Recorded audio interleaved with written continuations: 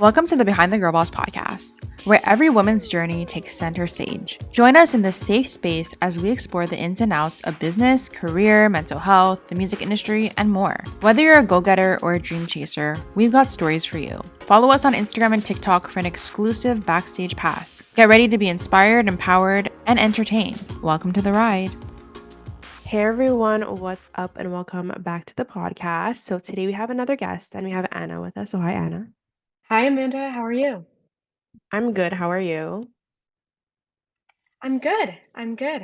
Life is pretty good right now. I love to hear that. I'm excited to dive into this conversation with you. For anyone listening, do you want to tell us a little bit about yourself, who you are, what you do? Yes, first and foremost, thank you so much for having me. I've listened to your podcast and I love the way that you interview your guests and the guests that you have come on. I think it's so helpful to hear from the people that you've interviewed and how you interview them. So, thanks for including me in part of that. A little bit about me is I'm Anna. I am the creator of Theory and Practice, which is a podcast and a newsletter for all the 20 something girlies who are looking to create more purposeful careers and intentional relationships.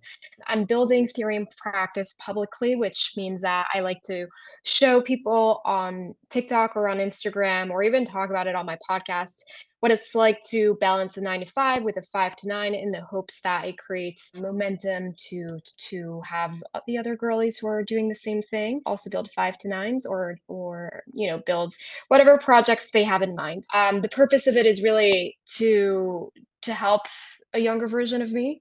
I remember when I was in my early 20s and felt so lost with what I wanted to do, who I wanted to become. The goal of theory and practice is really to inspire and inform the early 20 something girlies who are looking to, again, create more purposeful lives for themselves.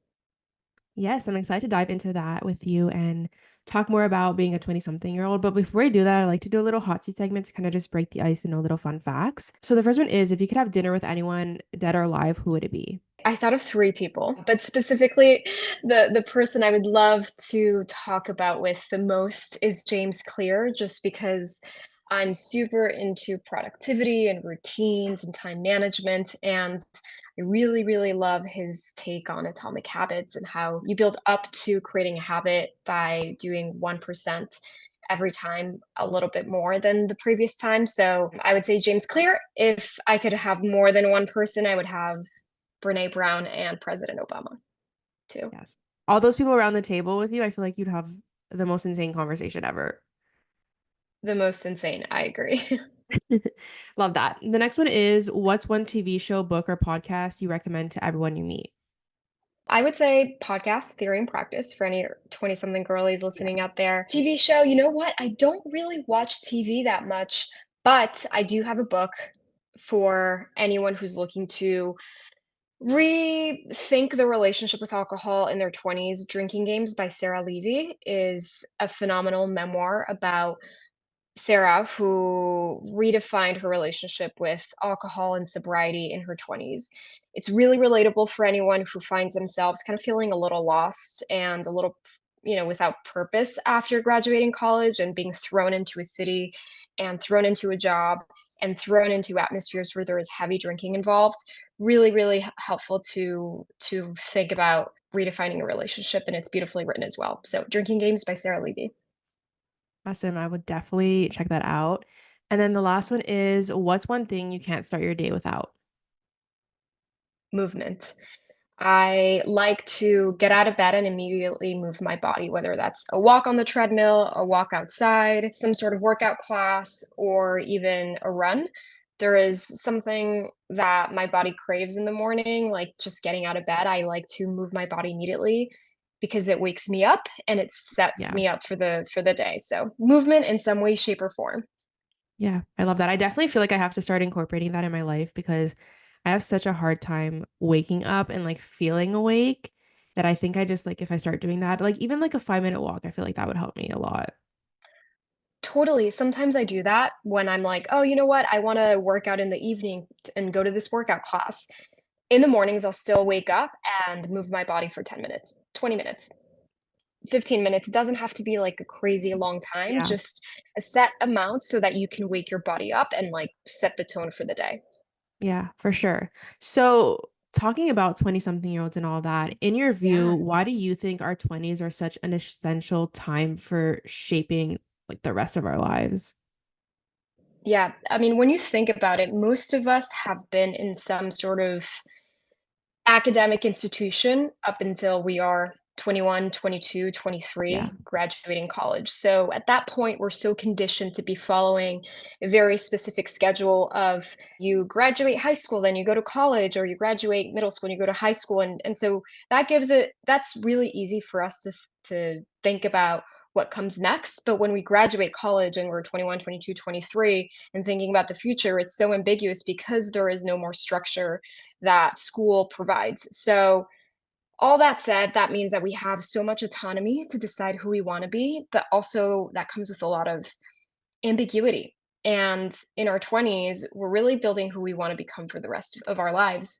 I interviewed Dr. Meg Jay, who's the author of The Defining Decade, which came out, I think, in 2012. Really, really good book for anyone in their 20s to think about when they're having a quarter life crisis. She talks about how 80% of life's most defining moments happen in our 20s. So, what that means is we have to be showing up very purposefully in our work, with our relationships, with our interests and hobbies, so that we can become who we want to be. Also, in our 20s is when we have the least amount of responsibilities.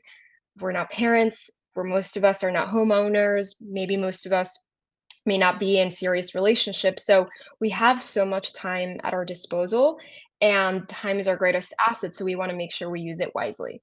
So it's about deciding who you want to become in your 20s. It's not to say that whatever you decide in your 20s, you're going to be that Yeah. forever, but it's just meant to build your identity one step at a time and use your time wisely. Yeah, for sure. And what do you think is a common misconception that you think people have about our 20s, and how do you personally see it differently? Yeah. I think that this is true for every new generation, but I almost feel like the older generations dismiss 20 somethings, dismiss young people. They Hmm. think, oh, they don't have the expertise or the life experience to think this way or to have this opinion. But actually, sometimes new ideas are the ones that disrupt the status quo and actually create a different status quo. So I think a lot about the fact that Gen Z, for example, is advocating for themselves a lot more than previous generations. And we see baby boomers, even Gen Xers say, why are they, requesting this balance for their work, for their careers? Well, that's actually because they care about their mental health and they know that they need balance or they need some sort of boundary set to thrive and to not burn out by the age of 35. So I think some older generations just dismiss young people for their lack of life experience, but I always think that there's beauty in having a different and new opinion. Yeah, for sure. And I feel like nowadays, I mean, I feel this a lot where I feel like I have to have everything figured out. And personally, like if we're going to talk about me a little bit, I was in a long-term relationship for like 6 years and I had like this vision of my life. And then we ended up breaking up. And I've had this whole like new energy, I guess, because like I came Yeah. out as lesbian and like I just kind of changed my life a little bit. And sometimes I look back and I'm like, oh my God, like I'm 26, like my life is not how like I thought it was going to be, and like I don't have everything figured out. So what advice do you have for people that are in this mindset that like they feel like at this age I should have it all figured out, but I don't? First of all, you're not alone. I often feel this way too because we see everything on Instagram or on TikTok of Mhm. 20 somethings having it figured out, hitting the jackpot and like building a business at 22 and like becoming millionaires at 28, or finding their person at 24 and getting married at 29. And all this is great for those people who are in those situations, but for those of us that are still figuring ourselves out, and I bet you that those people are still also figuring themselves out, the best thing that you can do is have a compass. So, one of the pieces of advice that I received as a senior in college from my Design Your Life class, which was an amazing class based off the book Designing Your Life, which came out of Stanford, was this: have a compass, don't have a map. Know where you want to go, but be open to not knowing how to get there. So, have some idea of where you want to take your life, but don't create a cookie cutter 5-year plan because that's not going to work. And if you embed perfectionism into that, you're just going to set yourself up for disappointment. So be open to opportunities that come up, but at least have some sense of where you want to go. And how you create that sense of self and that direction is by journaling, is by finding hobbies and interests and seeing, oh, do I like this or do I like that? Is also by, realizing whether a relationship is serving you, a friendship is serving you, and if not, cutting those off. So it's the small steps of getting introspective and figuring out, does this person serve me? Does this interest, like, do I want to explore that further, that lead you to developing yourself and ultimately having a better sense of how you want to spend your time and who you want to spend your time with. Yeah, and going off that, what role do you think friendships and a community kind of play in shaping our 20s as well? Oh my gosh, community, people, relationships are so, so important. I always like to remind people that the friendships you have in college, even in high school, evolve. And so you may not want to keep a relationship in your 20s with someone that you were really close with in your college years or even in high school, and that's okay. I think a lot of us think, "Oh, we've been childhood friends forever, like, that means I should keep them in my life." Like, not necessarily if that relationship, that friendship is no longer serving you. So what that means is that surround yourself with people you wanna learn from, you admire, and you also get peace from. I think that you become who you surround yourself with the most. So think about those 5 people that people always say, "You become the 5 people you surround yourself with." Do you aspire to be them? Or do you aspire to at least have one trait that they have? And if so, keep those around. I also think there's beauty in surrounding yourself with people that you admire online because at this point in life, where we are in technology, like most of us have communities online. And so it's important to be part of communities and to be part of conversations with people who we learn from and who we like to be with online as well. Yeah, I think that's important, especially how you said like childhood friends. Sometimes you think like, oh, like we've been friends for so long, like I just need to like keep them in there. But if they're like not Yeah. serving you or they don't support you or like they're not bringing anything to your life or if they're just making it miserable, like you don't need those type of people in your life. And how would you like suggest someone try and like cut off something that they think is either toxic to them or not serving them anymore? How do you kind of suggest someone cut those ties? Well, first, I think you have to be really clear with your priorities.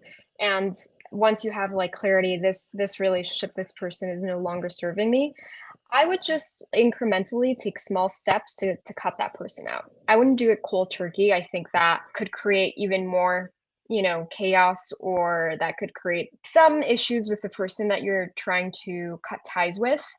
So instead, just focus on the relationships you want to build and spend time with them. If at some point, someone reaches out and says, "Oh, I haven't heard from you in a while," etc., I think it's really fair to be honest and say, "Hey, I'm working on myself or I'm prioritizing XYZ. It's nothing personal. This is just how I choose to spend my time and energy." Yeah, for sure. So, how do you think someone can approach their 20s with a mindset that welcomes both personal and professional growth? Yeah.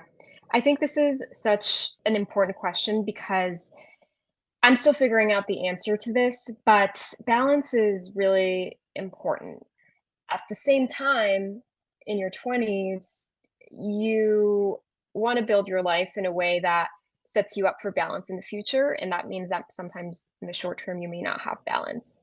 So while you can create balance in your day to day with, you know, routines and productivity hacks, you also have to be willing to sacrifice some things, in my opinion, to get to other things in the future. I always like to think long term. So, for example, the way that I balance my relationships with building my 5 to 9 on top of my 9 to 5 is by sacrificing at this point in time some time with my friend. And I'm okay with that because I know that the time I'm reallocating from my social life to building theory and practice will have dividends in the long run. And those friendships that I'm not spending as much time with right now are so strong that my friends are not taking it personally. And it's not to say Mhm. that I'm not seeing them ever, but there's definitely a shift in priority for me right now from friends and social life to theory and practice because it's a choice I'm making given my priorities. So you have to have some balance in your day to day with movement or silence or some meditative approach, but you also have to be aware that that will always exist when you're thinking long term and you have to be willing to sacrifice some parts of your life. I don't know. What do you think about that? Yeah, no, I agree. I do think like building something, there are things that you have to sacrifice. And I think when you're talking about like building a business, for example, or like your 5 to 9 with your 9 to 5, and like sometimes with friendships, for example, I feel like if you have those supportive friends in your corner, even if you might not see them as often anymore while you're building your things or whatever it may be, if you have supportive friends in your corner, they'll understand. And I think that's something that I had to like figure out kind of because like when I was building my businesses and like traveling a lot and like doing all these things, some of my friends were like not supportive about it or kind of like bring me down or being like, this is such like an unrealistic life that you want, blah, blah, blah. And I was like, do I want people like that in my life that instead of uplifting me and like being happy for my success, they're just bringing me down? And I think that's something that I had to like really figure out for myself. Totally. And a lot of the time, what helps with those people and with any friendship where you see there being jealousy or envy coming up for the other person is that that is something related to their issues. Yeah. It's not related to you. It's not related to how you're communicating or how you're sharing what you're building. It's really an insecurity that they have. And it's Yeah. not your job to try to fix it. It's just, your job to try to kind of remove yourself from that jealousy or envy and focus on you. Yeah. So obviously a lot of 20 something year olds are going through a transition from the college life to a potential full-time career in like the corporate world or Yeah. whatever it may be. What advice do you have for them that might be like struggling with that transition? Well, again, you're not alone. Yes. I hugely struggled with that. Coming out of college, I felt like I missed my college year so much for the first few years after I graduated, and that's okay because again, we're thrown into this world where we're supposed to be adults when we have never had the chance to be adults because Yeah. we've been confined to this like academic schedule for most of our lives at that point. So, you're not alone. What really helped me is therapy. I started Yes. therapy like a few months right after college because I was having so much anxiety around my identity at work that it was preventing me from like functioning in the mornings. And that was life-changing. I continued therapy up until this year, so I did, like, about 5 to 6 years of therapy, and that was incredibly helpful, so don't be afraid to get help. I think it's really, really important, and you're making an investment in yourself when you do that because you're actively making your life better by getting help from a professional. I also think community is so, so important. We talked about Mhm. friendships, we talked about relationships that serve you. Just be open and attentive to those relationships that do serve you and those that drain you. And then, make the difficult decisions of cutting ones out or, of spending your time less with those people. But be really intentional with who you surround yourself with in your 20s. And then Yeah. lastly, I think that, when you talk about the workforce or your career, I think there's so much power in leveraging the fact that you're a newbie when you want to get time with executives. Obviously, be intentional and be really focused on your outreach to those execs or to the people that you want to learn from. But you will find that a lot of people who've been in the workforce for 20, 30 years will want to help you because they know Yeah. that they were in the same boat when they were your age. Yeah, 100%. Something I want to say about therapy that you brought up, I think it's important. Therapy is so important. And I feel like there's this like, no, I wouldn't call it stigma, but I don't know the word, but there's this like thing around it where like you only have to be in therapy when you're doing really bad and like your life's at an all-time low. But I think you can be in therapy when your life is also going really well. And that's something I personally learned over the years because I thought I only had to be in therapy when my life was shit. And now like I'm doing better, but I'm still in therapy because I'm like, you know what? Like it helped me and I can be in therapy and be happy and just like have that space to continue growing and stuff. So I just want to say like if anyone's listening to this and they're like I don't need therapy, like my life's not that bad, like therapy can help in so many other ways and you don't have to just go when like you're at rock bottom.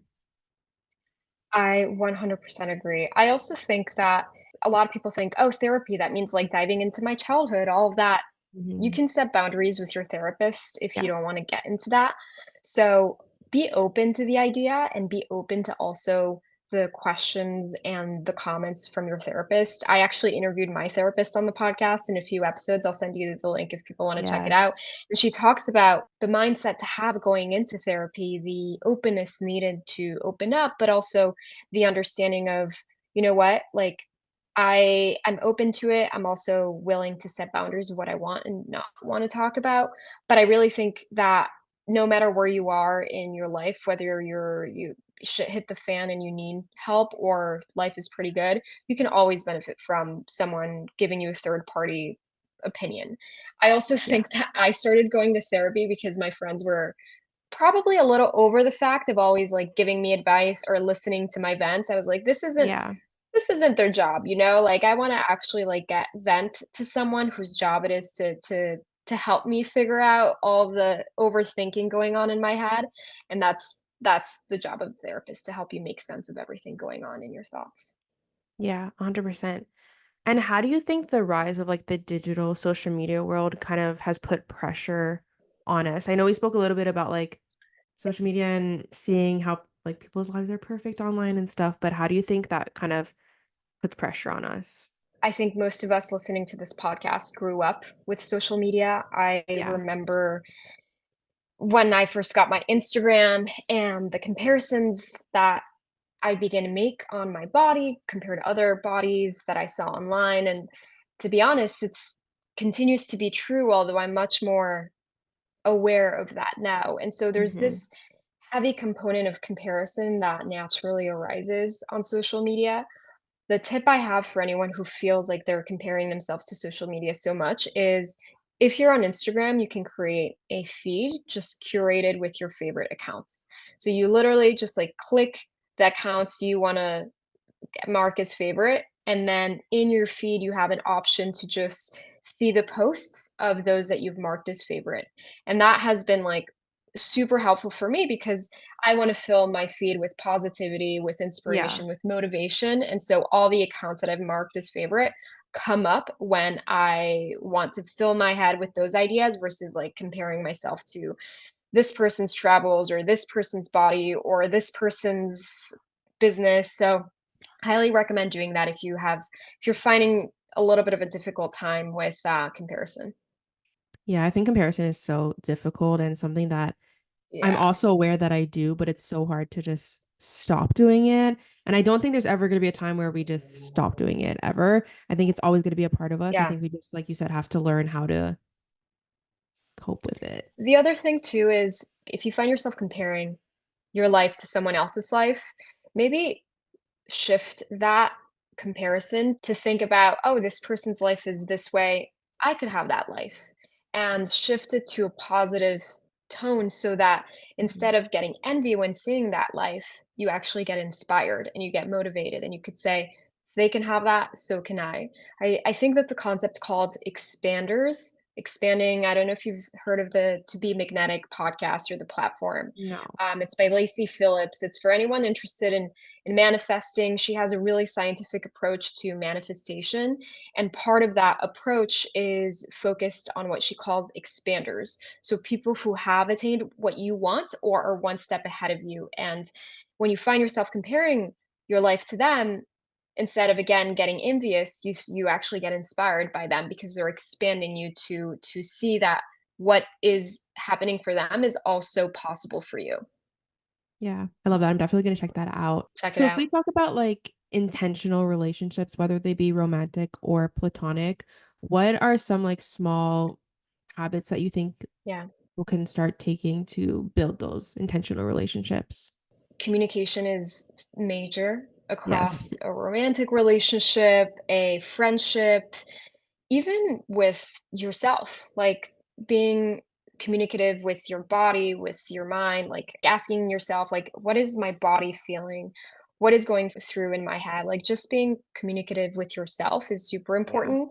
With others too, because no one can read minds. No one can read what you are expecting from a friend or what you are expecting from like your boyfriend or girlfriend. Like, as long as you are communicative, then you're going to get your needs met. And if you don't get your needs met, then that's on the other person, and then you need to have a conversation with them.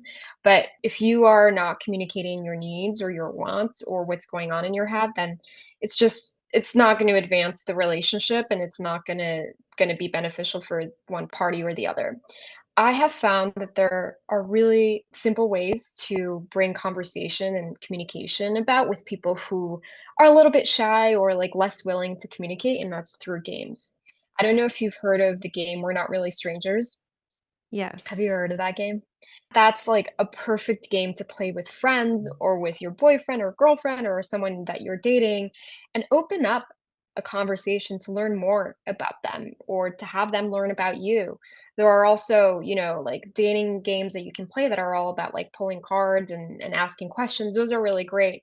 And then also when it comes to intention, I think that you show you care for someone by one, as caring about their life and reaching out and sending "I'm thinking of you" texts, but also through the small gestures that many of us overlook. I remember when I started something new for my job, and one of my friends randomly sent me a Venmo of $5 for a coffee that morning. And I was like, that is so thoughtful and Hmm. unexpected. And it showed me that she remembered I was starting that project that day. And I just think that if you do those small gestures, or even you can send someone "I'm thinking of you" text, like those things really matter in the long run. And that's how you just reinforce the friendship you have with someone or the romantic relationship you have with someone. Yeah, I totally agree. I feel like the little things sometimes outweigh the big things because For little things sure. just mean a lot. Yeah, I've done this a couple of Decembers. I guess it's kind of like my Christmas card, but I don't really see it that way. I have printed out, like, pictures of me and my friends, and, like, I send them little notes with confetti in those pictures, and they get them as, like, my little Christmas present, even though Hmm. I'm not sending them, like, something that costs, like, crazy amount of money. I'm sending them just a thoughtful card with a picture of a memory from that year and a thoughtful little message, and that I don't know, I feel like that makes me feel really good because I'm remembering and reflecting on that friendship, but I also like to think that that also is beautiful to receive as on the other side, and it reminds them of the friendship we have. Yeah, and I think it's just nice to like know someone's thinking of you, honestly. Like I feel like it's such a little thing, Right. but it goes a long way. I agree. What inspires you to start theory and practice, and how has your journey with this evolved since you first started it? Theory and practice is an evolution of past creative projects. So in 2020, I created an Instagram account all about mental, spiritual, and physical wellness. Every month, I would do a challenge to see, whether being a vegetarian worked for me, and I shared that through Instagram. Eventually, I stopped that and developed a newsletter for that in 2021 through 2022, and then I took a break because I was like, "This isn't really what I want to be doing, but there's still some creative energy within me, and I don't know how to bring it to life." And during that period, during that hiatus of when my newsletter ended and when I started Theory and Practice, I had so much creative energy and that I wasn't getting out of my system that I was like, I know I'm meant to create something, I just don't know how. And then randomly, I started to just be like, okay, you know what? I want to create a platform where we talk about the theory of mindsets, frameworks, and we talk about the practice of applying those to your life. And I started with an event in New York all about like vision boarding. And then that evolved into a podcast that I launched a few months later. And then now that has evolved into a newsletter and a whole platform on social to talk about relationships, mindset, frameworks, productivity to help you be more intentional and productive in your work and in your love life. And now it's at a point where I'm just kind of building the plane as I'm flying it, to be honest. Like it's a platform for that specific purpose of helping the 20 something girlies create more meaning and purpose in their lives, but I'm also figuring out, what is resonating with people, what's not resonating with people, what problems are coming up in this day and time. So it was an inspiration from past creative projects and just iterating on what I had learned from my days of creating an Instagram account and a newsletter. And now it's evolved to this whole ecosystem that I want to keep building. I have learned though that this is a decade long commitment that I'm making with myself. Wow. I want to build theory and practice to more than what it is, and that's going to take time, and I'm willing to put in the time because I deeply care about this. It's also deeply connected to things and behaviors and interests I had when I was younger. So when I was younger, I loved filming content, and I had a YouTube channel, and Mhm. I would take my parents' camera and film myself, and I would create content and stories and videos, and all that are things that I do now with theory and practice, just in a more evolved way. And that's connecting me to what I really loved when I was a little kid. And all the people that I've interviewed on my podcast, whether they're entrepreneurs, authors, therapists, they all talk about how what they do now is, one, very aligned to their value, but two, deeply connected to things that they did when they were little. And I feel like when you do something for a living that's connected to what you liked as a little kid, like that's probably meaning that you're on the right path because you're connecting to your true essence, since little kids are like so pure and innocent and they're not yet like bogged down by like conditioning from society. Yeah. So that's the passive theory and practice where I want to take theory and practice just to continue to build the podcast, the platform, the newsletter, and create content that resonates with people. Yeah. No, I love that. I was the same growing up. I took my Yeah. dad's old camera. I don't even know what type of camera it was. And I would like film my brother and myself, like just doing whatever. And then I would like edit little like movies and stuff to it. And like when I look at that and I look at what I'm doing now, I'm like, yeah, like it makes sense. And like it kind of grew from Yeah. my childhood. And I think also you were saying like it's going to take a while to build, but it's like a part of like your passions and everything. I think you can tell when someone's passionate about what they're doing versus when they're forced. Like even just listening to you talk, you can tell that like this is something you're really interested in, something that you love. And I think that like differentiates you versus someone who's just doing stuff because they need to type of thing. Totally. Totally. I'm curious about you though. Like what inspired you to start like behind the girl boss? Well, I have a YouTube channel and on there I do like a lot of lifestyle and vlog stuff. And I was like, oh, like I want to talk more about business, but I was like, I don't want to do it in like a YouTube format. Like I already have so much to do on there. And at the time, like podcasts were like just getting started. And I was like, maybe I could start a podcast and like start talking about like my own business stuff.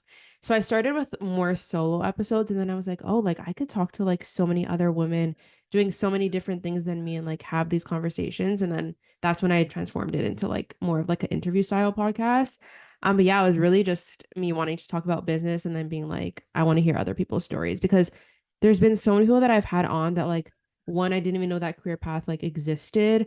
And like two, I feel like anyone has a story to tell and one person can at least relate to somebody. So it's nice to have like the different viewpoints, different ages on, different ethnicities, sexualities, and all that so that people can like see themselves in someone else too. Yeah, that's so beautiful. And it's so enriching to learn from how people, what their stories are. Like that's why I love memoirs and biographies Hmm.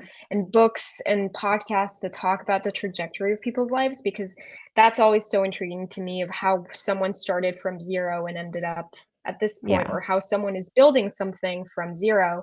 I think that that's so interesting, and there's so much that you can learn about the person when you learn how and why they built something.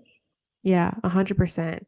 So how do you kind of manage everything you have going on with your 9 to 5, building this, making sure that you have time to relax because that's also very important, especially as like a business owner to like have time to do nothing. So how do you balance it all? So I know myself really well.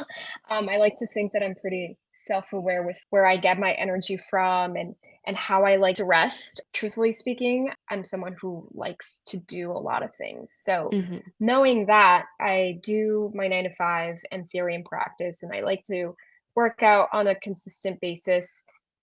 However, I know when I hit my limit and I need to like sleep in until like 10 a.m. on the weekends. So it's just, I notice my body, my brain, my energy levels. And when it's time to, create rest, I create it intentionally, but I don't have a specific way or a specific time to do that. It's more like when I am feeling like I need it, it happens.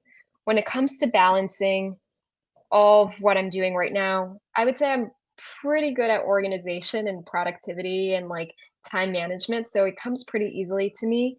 I like to build theory and practice before my 9 to 5 and after my 9 to 5. So to be honest, I wake up really early. I move my body. I spend time working on theory and practice for at least an hour or an hour and a half every morning before starting my 9 to 5. And then in the afternoons, I know that my energy levels are pretty low when I'm back for my 9 to 5. So I spend 30 minutes, sometimes an hour, if I'm feeling up for it, to work on theory and practice. What has Mhm. also really helped is that some of my friends and I have accountability circles, as we call it. So we meet on Wednesday nights and Sunday nights for an hour to work on our side hustles. And we literally like log into the Zoom. We spend 5 minutes chatting about what we want to get done in the next 50 minutes. We turn the camera off, we turn the mics off, we go and work, and then we reconvene 5 minutes before the hour ends to talk about the progress that we made. And that has been so helpful because when you are joined by someone who's also like hungry and eager and willing to put in the hour to work on their side hustle, you're like, okay, I want to do Yeah, that too. I get motivated by other people, me and that's too. been really helpful. So accountability circles are something that I want to explore of how do I bring this to more people, because I know that my friends and I have found so much value. And also it's about thinking about the daily to-dos. One last tip I'll share here is the daily threes, I like to call it. So every morning I sit down and I look at the three to-dos for the three areas of my life: my 9 to 5, my 5 to 9, which is theory and practice, and my personal life. And I write down 3 things that need to be done that day for each of those areas of my life. I learned the hard way that I can't have 10 to-dos for each Mhm. thing. So I've like narrowed down to 3, and it's been really helpful to say, okay, I literally only need to get these 3 things done today. If I get more done, great. If not, that's okay. But at least I know I can get these 3 things done. And that helps me prioritize the urgent tasks, and also helps me prioritize the different areas of my life to focusing just on 3. This is one thing I recommend to a lot of people, is just like pick out 3 areas of your life that you want to prioritize in this season of your life, Yeah. and then just focus on 3 to dos for each area of your life. Yeah. Love that. I will definitely be taking that into my own life Yeah. because sometimes Let my me know what to-do you lists are think. way too long and then I get Yeah. mad when I don't finish them and I'm like, okay, this is like not realistic. So I'm definitely going to take that into account. You know what I also did that has helped me too, maybe this could help you too if you have a really long to-do list, is reframing the name of the to-do list to a brain dump. Like Okay, literally, yeah. like instead of calling it a to-do list, call it a brain dump, and then list out as many things are in your mind about what you need to get done. And then from there, once you have your brain dump, then you can more easily find and create your daily 3 list. Because once you Very have, smart. like, the full list of items that need to be done that are part of your brain dump, then you can more easily identify which things need to be done for that day. Yeah. Love that. So the last part of podcast, I asked people on Instagram to ask you questions and I picked two of my favorite ones. So the first one is for someone who constantly feels overwhelmed, where would you suggest they start when it comes to setting realistic priorities? I think that you first have to identify where you are in your life. There's a really helpful Mhm. exercise called the Wheel of Life. I actually have a podcast episode on this and a worksheet I made to help people do this, and I'll send it to you so you can include Yeah. it in the show notes. But it's a wheel, it's a circular wheel with the 8 different areas of your life of and identifying, and then you score them from a 1 to 10 scale. 1 is you're not satisfied with that part of your life. 10 is you're really satisfied with that part of your life. And you score every area of your life: spirituality, relationships, work, fun, etc. From there, okay, I'm really not satisfied with my finances. Okay, well, I'm not happy with that. Do I want to make it a priority for the next season of my life? Yes, I do. Okay, so now I identify that my priority is finances. I'm doing really, really well with prioritizing my relationships. How do I maintain that? Do I want to continue making that a priority? Yes. So then you move relationships to your priority list. But the first thing that you should do when you're overwhelmed by priorities and by everything going on is by identifying how satisfied you are in every area of your life. And the wheel of life exercise is really helpful to visualize this specifically, because you're literally like looking at almost like a pie chart in every different area of your life and giving it scores from 1 to 10. Awesome. I'll definitely put that in the show notes and I'll use it myself as well. Yeah. And then the last question is they said, I struggle with setting priorities straight and making time for everything. Do you have any tips for this? First and foremost, if you're saying to yourself, I don't have time, I want you to stop saying that, because you do have the time. It's just a matter of setting boundaries and being clear Hmm. with your priorities. When you make that shift, you shift from being a victim to being like the main character of your life. You are responsible for your life. You are responsible for identifying and setting those priorities for your life. So, one is to understand that you do have the power to identify your priorities and to make time for those priorities.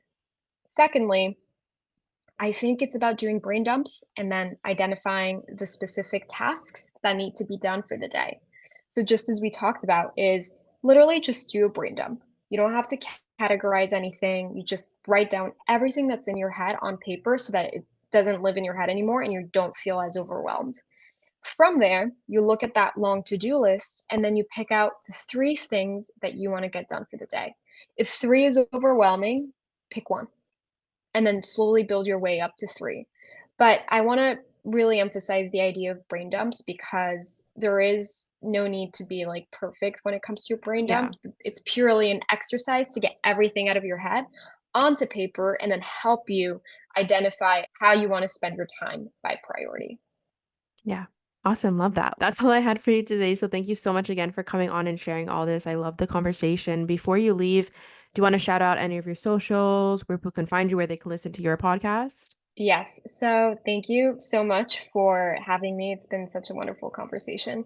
The podcast is Theory and Practice on Apple and Spotify. You can find me on Instagram at theoryx practice underscore and on TikTok at theory n, like the letter N practice. You can also go to theoryandpractice.com. Again, that's theory with the letter N practice.com. There I have all the worksheets associated with podcast episodes around the wheel of life, Odyssey plans, things like that to help you identify your priorities and also get you to allocate time for those priorities. My personal Instagram is Anna Cordera, ANACORDERA, and you can always DM me or comment on any of the posts and I'll get back to you within an hour. Awesome. Well, thank you so much again. Really appreciate you, Amanda. Thank you so much for having me.